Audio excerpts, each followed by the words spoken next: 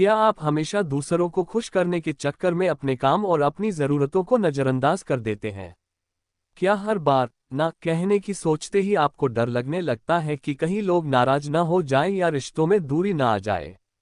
अगर ऐसा है, तो अब वक्त आ गया है इस डर को खत्म करने और अपनी जिंदगी को एक नई दिशा देने का।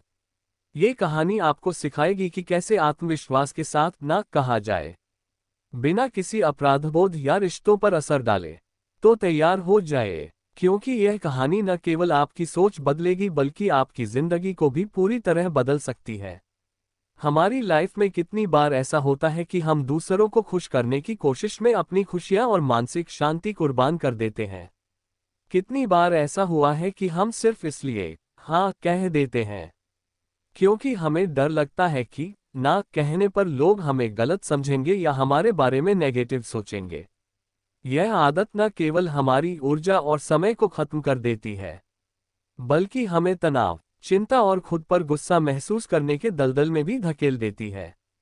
क्या आपने कभी महसूस किया है कि यह सब करते करते आप अपनी प्राथमिकताओं और खुद के सपनों से कितना दूर चले गए हैं?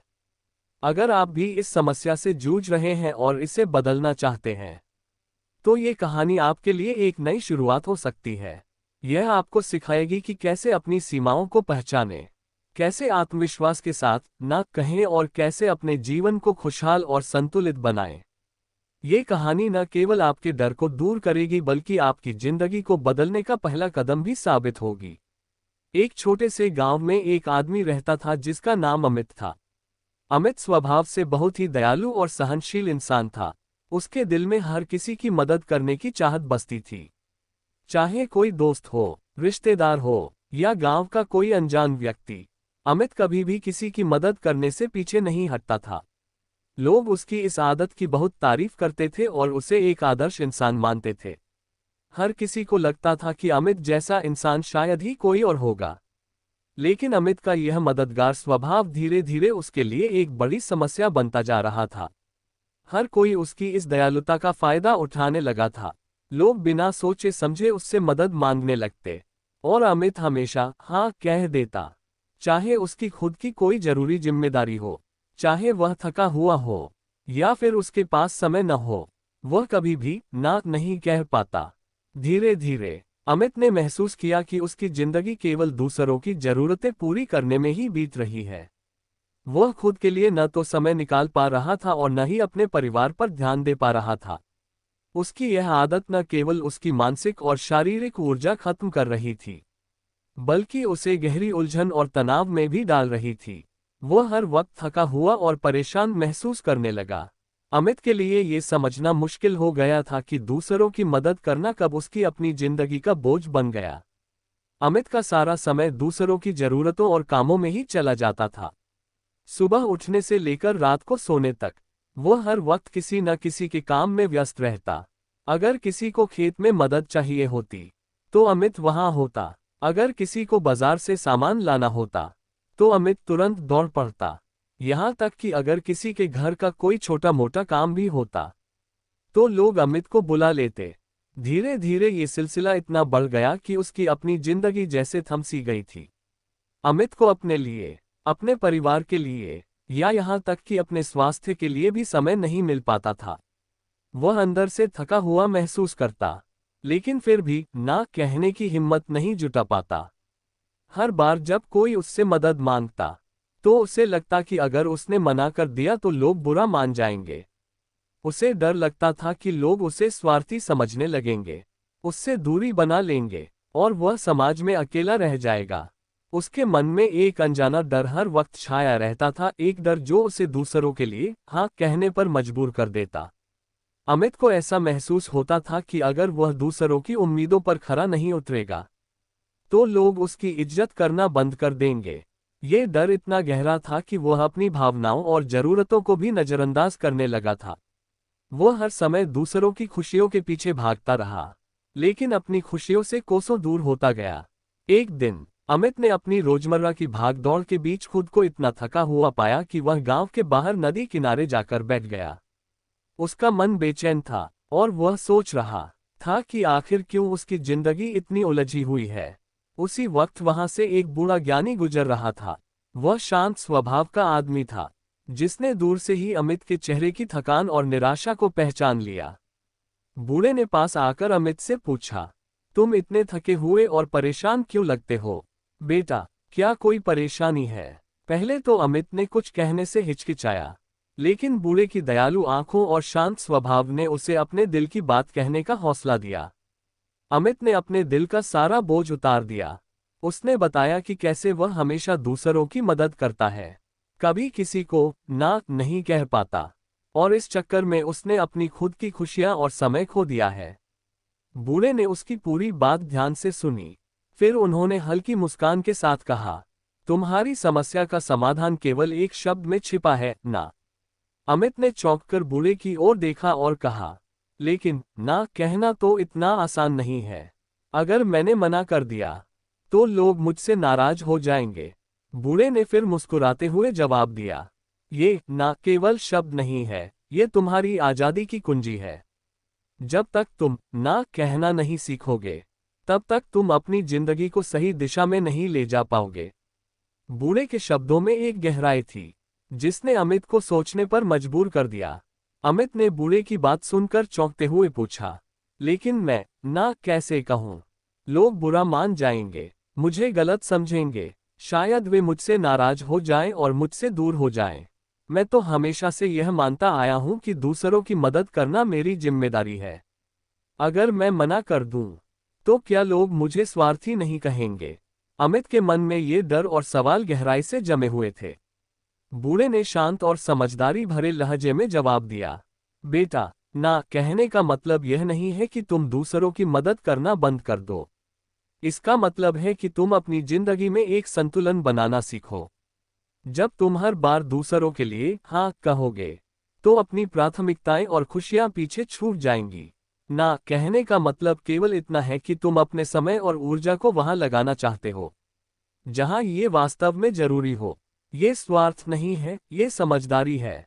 बूढ़े ने आगे समझाया, सोचो, अगर तुम खुद को हर वक्त थका दोगे, तो क्या तुम दूसरों की सही तरीके से मदद कर पाओगे? जब तुम अपनी सीमाएं तय करोगे और अपने कामों को प्राथमिकता दोगे, तो लोग तुम्हारा ज्यादा सम्मान करेंगे। वे ये समझेंगे कि तुम एक ऐसा इंसान हो जो अपनी जिंदगी और जिम्मेदारियों को गंभीरता से लेता है। और जब तुम अपनी सीमाएं खुद तय करोगे, तो तुम दूसरों की मदद करते वक्त भी ज्यादा प्रभावी और खुश रहोगे। अमित ने बूढ़े की बातों को ध्यान से सुना। पहली बार उसे यह महसूस हुआ कि ना कहना एक नकारात्मक चीज नहीं है, बल्कि एक ऐसा हुनर है जो उसे अपनी जिंदगी को बेहतर बनाने में मदद कर सकता है। उसने सोचा, शायद मैं हमेशा से गलत सोचता आया हूं। ना कहना अपनी जरूरतों को समझने और उन्हें महत्व देने का पहला कदम है। बूढ़े ने अंत में कहा, जिंदगी में सबसे बड़ी जिम्मेदारी तुम्हारी अपनी खुशियों और मानसिक शांति की है। जब तुम खुद खुश रहोगे, तभी दूसरों के लिए कुछ अच्छा कर पाओगे। याद रखना बेटा, ना कहने का मतलब है कि तुम खुद को महत्व देना सीख गए हो। बूढ़े ने अमित को समझाने के लिए सबसे पहले उसे अपनी प्राथमिकताओं को पहचानने का महत्व सिखाया। उन्होंने कहा, देखो बेटा, हर किसी की जिंदगी में कुछ चीजें सबसे ज्यादा जरूरी होती हैं। यह जरूरी चीजें तुम्हारे परिवार, तुम्हारे सपने, तुम्हारा स्वास्थ्य और तुम्हारी मानसिक शांति हो सकती हैं। जब तुम इन चीजों को पहचानोगे, तभी तुम अपनी जिंदगी को सही दिशा में ले जा पाओगे। हर बार दूसरों को खुश करने की कोशिश में हम अपनी सबसे जरूरी चीजों को भूल जाते हैं। ये भूल ही हमारी सबसे बड़ी गलती होती है। सोचो, अगर तुम हर वक्त दूसरों के कामों में लगे रहोगे और अपनी प्राथमिकताओं को नजरअंदाज करोगे, तो तुम्हारे पास अपने लिए वक्त ही नहीं बचेगा। तुम्हारी ऊर्जा धीरे धीरे खत्म हो जाएगी और तुम शारीरिक और मानसिक रूप से थकान महसूस करने लगोगे। इससे न तुम दूसरों की सही तरीके से मदद कर पाओगे और न ही अपनी जिंदगी को बेहतर बना पाओगे। बूढ़े ने आगे समझाया, जिंदगी में तुम्हारे लिए सबसे जरूरी चीजों की पहचान करने के लिए तुम खुद से यह सवाल पूछो, कौन से काम और लोग मेरी खुशी और भलाई के लिए सबसे जरूरी हैं? कौन सी चीजें ऐसी हैं जिन्हें करने से मेरी जिंदगी में सुधार आएगा और मुझे सुकून मिलेगा? जब तुम इन सवालों का जवाब खोज लोगे, तो तुम्हें ये समझने में आसानी होगी कि कहाँ हाँ कहना है और कहाँ ना। उन्होंने अमित को ये भी बताया कि दूसरों को खुश करने के चक्कर में अक्सर लोग अपने स्वास्थ्य, अपने परिवार और अपने सपनों को नजरअंदाज कर देते हैं। बूढ़े ने उदाहरण देकर समझाया, मान लो कि तुम्हारे पास दिन में केवल 24 घंटे हैं। अगर तुम हर किसी की मदद करने में 20 घंटे खर्च कर दोगे, तो क्या तुम्हारे पास अपने लिए या अपने परिवार के लिए कुछ बचेगा? यही वजह है कि अपनी प्राथमिकताओं को पहचानना जरूरी है। ये तुम्हें अपनी जिंदगी को संतुलित और खुशहाल बनाने में मदद करेगा। अमित ने पहली बार सोचा कि वह कितनी बार अपनी प्राथमिकताओं को दरकिनार कर चुका था। उसे एहसास हुआ कि दूसरों की जरूरतें पूरी करने में वह अपने सबसे जरूरी कामों और रिश्तों को नजरअंदाज करता रहा था। बूढ़े की यह बात उसके दिल को छू गई और उसने ठान लिया कि अब वह अपनी प्राथमिकताओं को समझेगा और उन्हें महत्व देगा। बूढ़े ने अमित को दूसरा महत्वपूर्ण सबक सिखाया, सहजता से ना कहना। उन्होंने कहा, बेटा, ना कहने का मतलब यह नहीं है कि तुम किसी की मदद करना नहीं चाहते। इसका मतलब है कि तुम अपने समय और ऊर्जा को सही दिशा में लगाना चाहते हो। ना कहना एक कला है, और इसे विनम्रता और समझदारी के साथ किया जाए तो लोग इसे गलत नहीं समझते। जब तुम ना कहना सीखोगे, तो तुम्हारी बात दूसरों को ठेस पहुंचाए बिना भी समझ में आ जाएगी। उदाहरण के तौर पर, अगर कोई तुमसे मदद मांगता है, लेकिन तुम्हारे पास उस वक्त समय नहीं है, तो तुम ये कह सकते हो, मुझे माफ कीजिए, अभी मेरे पास समय नहीं है। यह एक ऐसा वाक्य है जो न केवल तुम्हारी स्थिति को स्पष्ट करता है बल्कि दूसरे व्यक्ति को यह भी दिखाता है कि तुम उसकी मदद करना चाहते थे लेकिन परिस्थितियां अनुकूल नहीं हैं। अगर तुम्हें किसी काम को टालना हो, तो तुम ये भी कह सकते हो, शायद अगली बार। इस तरीके से तुम अपनी बात को विनम्रता से रख सकते हो और दूसरे को यह महसूस नहीं होगा कि तुम उनकी मदद नहीं करना चाहते। ये वाक्य उस व्यक्ति के लिए उम्मीद भी छोड़ता है और तुम्हें अपनी प्राथमिकताओं को संभालने का समय भी देता है। बूढ़े ने अमित को यह भी समझाया कि ना कहने का तरीका बेहद महत्वपूर्ण है। अगर तुम इसे कठोरता या गुस्से से कहोगे, तो लोग इसे गलत समझ सकते हैं, लेकिन अगर तुम इसे शांत और संयमित तरीके से कहोगे, तो लोग तुम्हारी बात को समझने की कोशिश करेंगे। उन्होंने कहा, तुम्हें अपने शब्दों के साथ अपने चेहरे के भावों और लहजे का भी ध्यान रखना होगा। उन्होंने उदाहरण देकर समझाया, मान लो कि तुम्हारा कोई दोस्त बार बार तुम्हारे पास आता है और तुमसे ऐसे काम करने को कहता है जिनके लिए तुम्हारे पास समय नहीं है। अगर तुम उसे यह कहोगे, मुझे माफ करना, अभी मेरे पास वक्त नहीं है, लेकिन मैं बाद में तुम्हारी मदद करने की कोशिश करूंगा, तो वह तुम्हारी बात को आसानी से स्वीकार कर लेगा। बूढ़े ने अमित को ये भी बताया कि कभी कभी ना कहना तुम्हारे और दूसरों के रिश्तों को मजबूत करता है। जब तुम अपनी सीमाएं स्पष्ट करते हो, तो लोग ये समझने लगते हैं कि तुम भी अपनी जिंदगी को महत्व देते हो। ये तुम्हारी बात को वजन और तुम्हारी मदद को सही अर्थ देता है। अमित ने महसूस किया कि अब तक वह हर काम को हाँ कहने के चक्कर में फंसता रहा था, लेकिन अगर वह सही तरीके से ना कहना सीख लेता है, तो न केवल उसकी जिंदगी आसान होगी, बल्कि दूसरे लोग भी उसे और उसकी सीमाओं को बेहतर समझने लगेंगे। उसने ये निश्चय किया कि अब से वह अपनी बात को विनम्रता और आत्मविश्वास के साथ कहेगा। बूढ़े ने अमित को तीसरा और सबसे जरूरी सबक सिखाया, गिल्ट महसूस करना बंद करो। उन्होंने कहा, बेटा, जब भी तुम ना कहते हो, तुम्हारे मन में ये भावना घर कर लेती है कि शायद तुमने कुछ गलत किया है। ये गिल्ट ही तुम्हें बार बार दूसरों के लिए हाँ कहने पर मजबूर करती है। भले ही तुम्हारे पास समय या ऊर्जा न हो, लेकिन ये समझना बहुत जरूरी है कि ना कहने का मतलब स्वार्थी होना नहीं है। इसका मतलब है कि तुम अपनी जिंदगी को समझदारी और जिम्मेदारी के साथ संभाल रहे हो। सोचो, अगर तुम खुद के स्वास्थ्य, खुशियों और प्राथमिकताओं को नजरअंदाज कर दोगे, तो तुम दूसरों की मदद कैसे कर पाओगे? हर वक्त दूसरों को हाँ कहने का मतलब यह है कि तुम अपनी खुद की जिंदगी से समझौता कर रहे हो। यह न केवल तुम्हारे लिए नुकसानदायक है, बल्कि लंबे समय में दूसरों के लिए भी। इसलिए ना कहना न केवल तुम्हारे लिए सही है, बल्कि ये दूसरों को ये सिखाने का भी तरीका है कि हर किसी की सीमाएं होती हैं। बूढ़े ने आगे कहा, गिल्ट महसूस करना इसलिए भी गलत है क्योंकि यह तुम्हारी सोच को कमजोर करता है। जब तुम ना कहने के बाद खुद को दोषी मानते हो, तो तुम दूसरों के लिए अपनी सीमाओं को स्पष्ट नहीं कर पाते। लोग फिर से तुमसे बिना सोचे समझे मदद मांगने लगते हैं, और यह चक्र कभी खत्म नहीं होता। याद रखो बेटा, ना कहना एक सकारात्मक कदम है, जो तुम्हें अपनी प्राथमिकताओं और जिम्मेदारियों पर ध्यान देने का मौका देता है। ये दूसरों से रिश्ते खत्म करने का संकेत नहीं है, बल्कि स्वस्थ और संतुलित संबंध बनाने का तरीका है।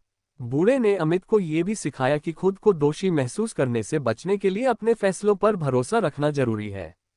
उन्होंने कहा, जब तुम ना कहने का निर्णय लेते हो, तो उसे पूरी ईमानदारी और आत्मविश्वास के साथ कहो। यह मत सोचो कि लोग तुम्हें गलत समझेंगे। अगर तुम्हारे इरादे नेक हैं और तुम अपनी सीमाओं को ध्यान में रखते हुए ये कर रहे हो, तो तुम्हें गिल्ट महसूस करने की जरूरत ही नहीं है। उन्होंने एक उदाहरण दिया। मान लो कोई तुमसे ऐसा काम करने को कहता है जो तुम्हारे समय और ऊर्जा से बाहर है। अगर तुम हाँ कहकर वह काम करते हो, तो तुम थकान और तनाव महसूस करोगे। लेकिन अगर तुम विनम्रता से ना कहोगे, तो तुम अपनी प्राथमिकताओं पर ध्यान दे पाओगे और अपनी जिंदगी को बेहतर बना पाओगे। याद रखना, दूसरों की खुशी के लिए खुद को तकलीफ देना तुम्हारी जिम्मेदारी नहीं है। अमित ने बूढ़े की बातों को ध्यान से सुना और महसूस किया कि अब तक वह हर बार ना कहने के बाद खुद को दोषी महसूस करता था। उसने ये समझा कि ना कहना उसकी भलाई और खुशी के लिए कितना जरूरी है। उसने तय किया कि वह अब गिल्ट को अपने जीवन से बाहर निकाल देगा और आत्मविश्वास के साथ अपने फैसले लेगा। बूढ़े की यह सीख अमित के दिल को छू गई, और उसने महसूस किया कि ना कहना न केवल उसकी जिंदगी में बदलाव लाएगा, बल्कि उसे मानसिक शांति भी देगा। अमित ने बूढ़े की सलाह को पूरी तरह से अपनाया और अपनी जिंदगी में उसे लागू करने का ठान लिया। उसने सबसे पहले अपने परिवार और खुद को प्राथमिकता देना शुरू किया। अब वह किसी भी काम को स्वीकार करने से पहले खुद से यह सवाल पूछता था, क्या ये काम मेरी प्राथमिकताओं के अनुसार है? पहले की तरह वह दूसरों की उम्मीदों को अपने ऊपर लादने की बजाय अपनी सीमाओं को पहचानने और उन्हें मानने लगा। अमित ने खुद को यह समझाया कि दूसरों की मदद करना एक अच्छा गुण है, लेकिन इसके लिए अपनी खुशी और मानसिक शांति को दांव पर नहीं लगाना चाहिए। धीरे धीरे उसने ये देखा कि लोग उसकी सीमाओं को समझने लगे हैं। पहले जब वह किसी से मदद करने के लिए मना करता था, तो उसे लगता था कि लोग नाराज हो जाएंगे या वह उन्हें बुरा लगेगा। लेकिन अब जब वह विनम्रता से ना कहता, तो लोग उसकी बात को समझते और उसे सम्मान देते। उसने यह महसूस किया कि लोग उसके फैसलों की कद्र करने लगे थे, क्योंकि वह खुद को और अपनी प्राथमिकताओं को पहले समझने लगा था। अमित अब खुद को थका हुआ महसूस नहीं करता था, क्योंकि वह अपनी ऊर्जा को उन कामों में लगा रहा था जो उसके लिए वास्तव में महत्वपूर्ण थे। अब उसके पास खुद के लिए भी समय था। वह अपने परिवार के साथ वक्त बिता पाता था, अपनी पसंदीदा किताबें पढ़ सकता था और यहाँ तक कि वह अपनी सेहत पर भी ध्यान देने लगा था। उसके जीवन में संतुलन और खुशी लौट आई थी। अब वह अपने लिए एक सुरक्षित स्थान बना चुका था, जहाँ वह खुद को महत्व देता था, बिना किसी अपराध बोध के। अमित ने पाया कि ना कहना न केवल उसे खुश और संतुलित बनाता था, बल्कि ये उसके रिश्तों को भी मजबूती से आकार देता था। पहले उसे लगता था कि हर समय दूसरों की मदद करके ही वह अच्छा इंसान बन सकता है, लेकिन अब उसने समझ लिया था कि अपने खुद के लिए खड़ा होना और अपनी सीमाओं का सम्मान करना भी उतना ही महत्वपूर्ण है। वह अब अपनी जिंदगी को एक नए दृष्टिकोण से देख रहा था। वह पहले से कहीं ज्यादा आत्मविश्वासी, खुश और संतुलित महसूस कर रहा था। अब उसके पास समय था अपनी रुचियों को फॉलो करने का, अपने दोस्तों और परिवार के साथ संबंध बनाने का, और सबसे महत्वपूर्ण बात, अपनी मानसिक और शारीरिक सेहत का ध्यान रखने का। अमित ने यह महसूस किया कि बूढ़े की सलाह ने उसकी जिंदगी को एक नई दिशा दी थी, और अब वह हर रोज उसे और अधिक समझता और अपनाता था। कहानी के अंत में अमित ने पूरी तरह से यह सीख लिया कि ना कहना एक कला है। ये केवल एक साधारण शब्द नहीं था, बल्कि एक ऐसा हुनर था जो उसके जीवन में संतुलन और खुशियों को वापस लाने में उसकी मदद कर रहा था। पहले जब अमित अपनी सीमाओं को स्वीकार नहीं करता था और हर बार हाँ कहता था, तो वह खुद को थका हुआ और मानसिक रूप से परेशान महसूस करता था। लेकिन अब जब उसने ना कहना सीख लिया था, तो उसकी जिंदगी में बहुत बड़ा बदलाव आया था। ना कहना अमित के लिए अब एक मजबूत और आत्मविश्वासी फैसले का प्रतीक बन चुका था। यह उसे अपने समय और ऊर्जा को सही तरीके से प्रबंधित करने का अवसर देता था। अब वह उन चीजों पर ध्यान केंद्रित कर पा रहा था जो उसके लिए सच में महत्वपूर्ण थी, जैसे कि अपनी सेहत, परिवार के साथ समय बिताना और अपने सपनों को पूरा करना। जब उसने ना कहा, तो वह अपने भीतर की आवाज को सुनने में सक्षम हुआ और यह उसे खुद के लिए सही रास्ते पर चलने की ताकत देता था। अब जब भी कोई उससे मदद मांगता था, अमित बिना किसी अपराधबोध के अपनी सीमाओं को समझाता और अपने फैसले पर विश्वास करता।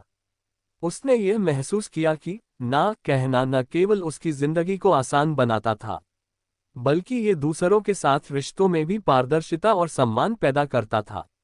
लोग अब उसकी प्राथमिकताओं को समझने लगे थे और वह खुद भी अपनी ताकत और सीमाओं के प्रति अधिक सशक्त महसूस करता था। अमित ने यह भी सीखा कि ना कहने से उसे न केवल मानसिक शांति मिलती थी, बल्कि यह उसकी खुशियों की कुंजी भी बन गई थी। वह अब अधिक संतुलित और खुश था, क्योंकि उसने समझ लिया था कि जब वह खुद को प्राथमिकता देता है, तो वह दूसरों के लिए भी बेहतर मददगार बन सकता है। ना कहना सिर्फ एक शब्द नहीं था, यह एक जीवन दर्शन बन चुका था, जो उसकी सफलता और खुशी का हिस्सा बन गया था। अमित के जीवन में ये बदलाव न केवल उसे व्यक्तिगत रूप से प्रभावित कर रहा था, बल्कि उसने देखा कि उसके आसपास के लोग भी उसकी स्थिति और समझ को सम्मान देने लगे थे। उसके परिवार और दोस्त उसकी सीमाओं को समझने लगे थे और इससे उसके रिश्ते भी मजबूत हो गए थे। उसने ये सीख लिया कि कभी कभी ना कहना दूसरों के लिए और खुद के लिए भी प्यार और सम्मान का सबसे अच्छा तरीका होता है। आखिरकार अमित ने ये स्वीकार किया कि ना कहना एक कला है। यह न केवल उसे संतुलन और खुशी लाने में मदद करता था, बल्कि यह उसे अपने जीवन को सशक्त रूप से जीने का मौका भी देता था। उसने महसूस किया कि अब उसकी जिंदगी में सचमुच संतुलन आ चुका था और वह पहले से कहीं ज्यादा खुश, आत्मविश्वासी और प्रासंगिक महसूस करता था। तो दोस्तों, अगर आप भी अमित की तरह ना कहने की कला सीखना चाहते हैं, तो मैं आपको the art of saying no audio book सुनने की सलाह देता हूं। ये ऑडियो बुक आपको वह सब कुछ सिखाएगी जो आपको अपनी जिंदगी को एक नई दिशा देने के लिए जानने की जरूरत है। इसमें बताया गया है कि किस तरह से आप बिना किसी अपराधबोध या गिल्ट के न कह सकते हैं। यह आपको ये सिखाएगी कि कैसे आप विनम्रता से, आत्मविश्वास के साथ और समझदारी से अपनी सीमाएं तय कर सकते हैं। आपको ये समझ में आएगा कि ना कहने का मतलब यह नहीं है कि आप स्वार्थी हैं, बल्कि ये दर्शाता है कि आप अपनी और दूसरों की जिंदगी में एक स्वस्थ संतुलन बनाए रखते हैं। इस ऑडियो बुक में आपको बताया जाएगा कि जब आप ना कहते हैं, तो आप न केवल अपनी प्राथमिकताओं का सम्मान करते हैं, बल्कि अपने रिश्तों को भी मजबूती से बनाए रखते हैं। ये किताब आपको ये समझने में मदद करेगी कि खुद को महत्व देना किसी भी स्थिति में गलत नहीं है, बल्कि यह आपके मानसिक और शारीरिक स्वास्थ्य के लिए जरूरी है। क्या आप भी चाहते हैं कि आपकी जिंदगी में शांति और संतुलन आए? क्या आप भी अपनी सीमाएं तय करने और उन्हें समझाने में सक्षम होना चाहते हैं? अगर हाँ, तो यह ऑडियो बुक आपके लिए है। अब सवाल यह है, क्या आप तैयार हैं अपनी जिंदगी को बेहतर बनाने के लिए? क्या आप भी अमित की तरह अपने जीवन को खुशहाल, संतुलित और आत्मविश्वासी बनाना चाहते हैं? अगर हाँ, तो इस किताब को सुनें और अपने जीवन में ना कहने की कला को अपनाएं। इस किताब में वो सभी तरीके बताए गए हैं जो आपको अपनी जिंदगी में बदलाव लाने में मदद करेंगे। The art of saying no audio book न केवल आपको अपने समय और ऊर्जा को सही दिशा में लगाने की सलाह देती है, बल्कि यह आपको ये भी सिखाती है कि कैसे आप बिना किसी डर या गिल्ट के अपनी सीमाएं स्पष्ट कर सकते हैं।